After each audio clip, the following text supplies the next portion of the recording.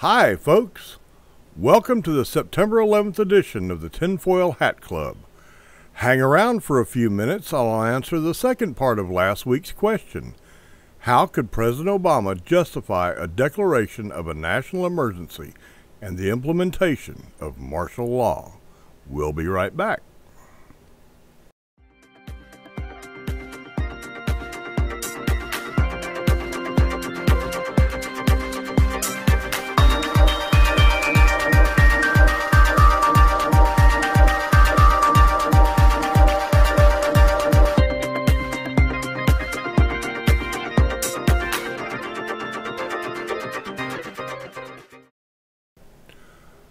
Hi folks, we're back. Now last week I proposed that Barack Obama would soon declare martial law in the United States. That he would do so after declaring a national emergency due to civil unrest, and he would do it to cancel the November elections.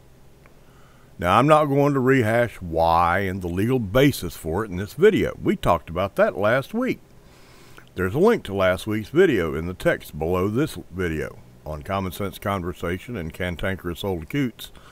If you happen to be seeing this on YouTube, come to commonsenseconversation.com, common-sense-conversation.com, and find the link to last week's video. Now, last week you got the why. This week you're going to get the how, as to how Obama could do it, as promised. Now, despite the fact that Obama is a narcissist, an arrogant, self-important elitist, and just a general all-around asshole, even he isn't stupid enough to try to declare martial law because of civil unrest. I mean, little old thing like civil unrest, unless there's actually is widespread civil unrest, or at least enough of it to give him cover for his actions.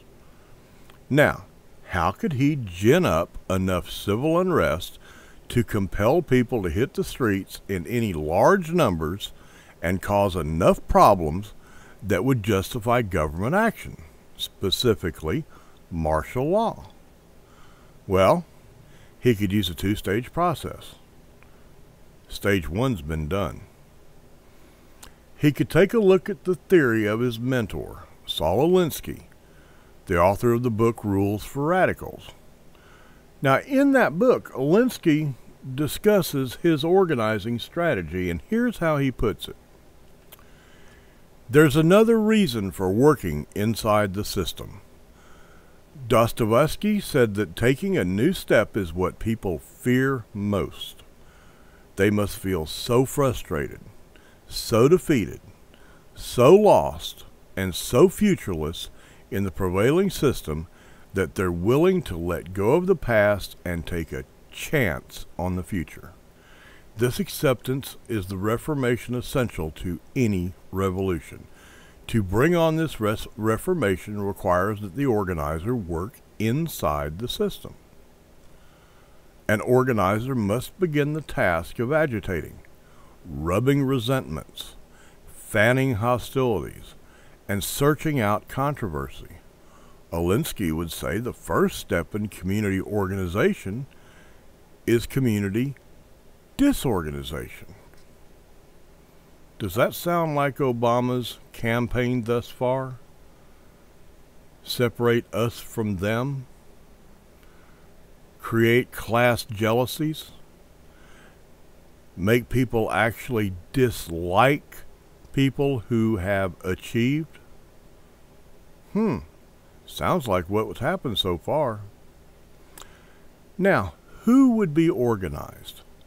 Who could be melded into this mass army that could be directed, and who would it be directed by?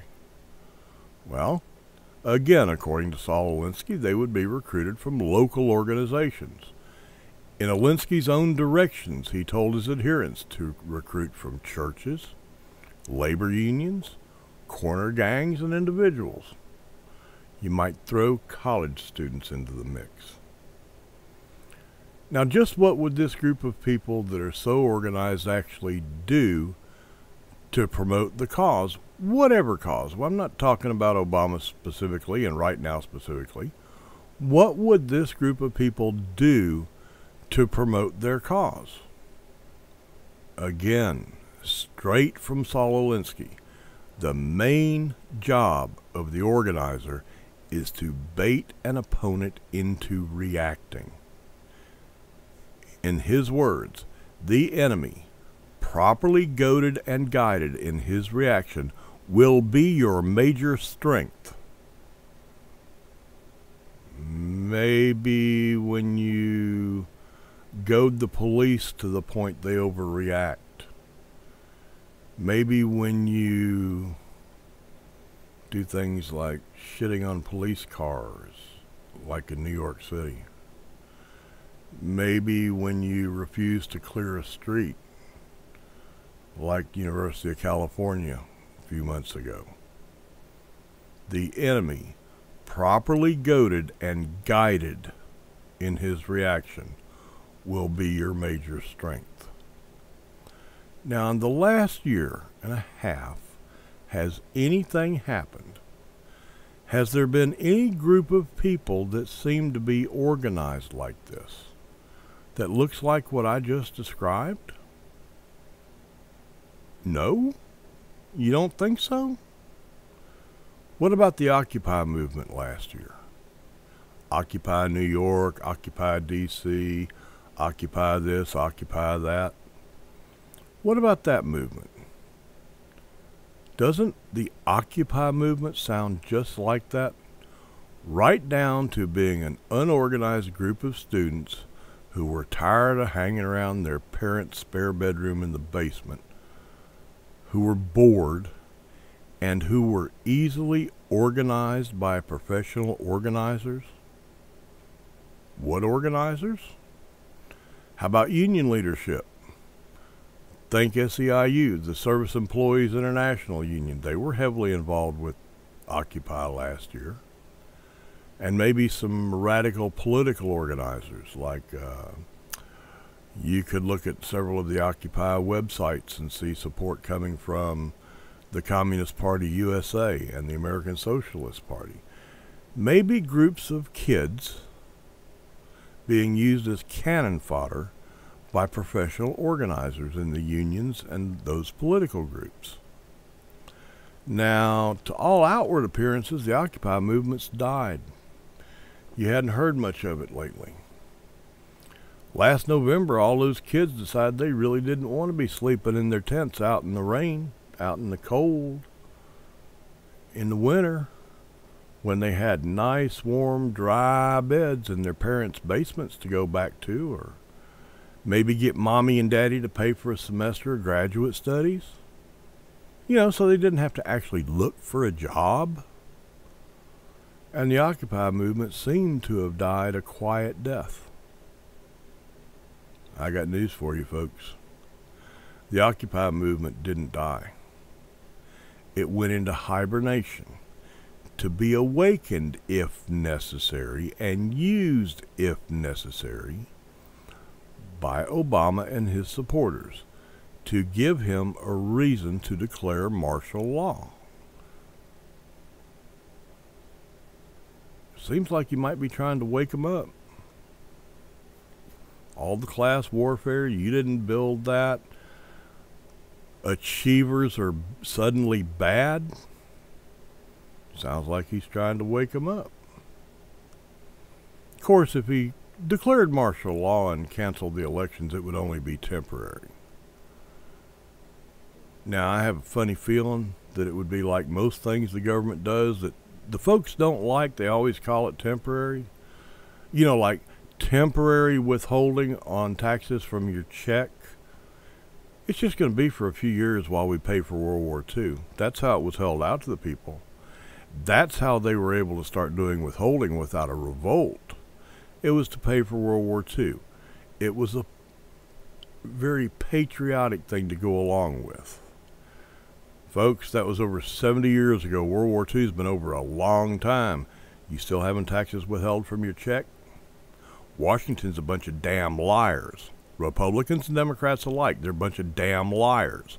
They lied about withholding. They lie about everything. It's an old joke, but it's true.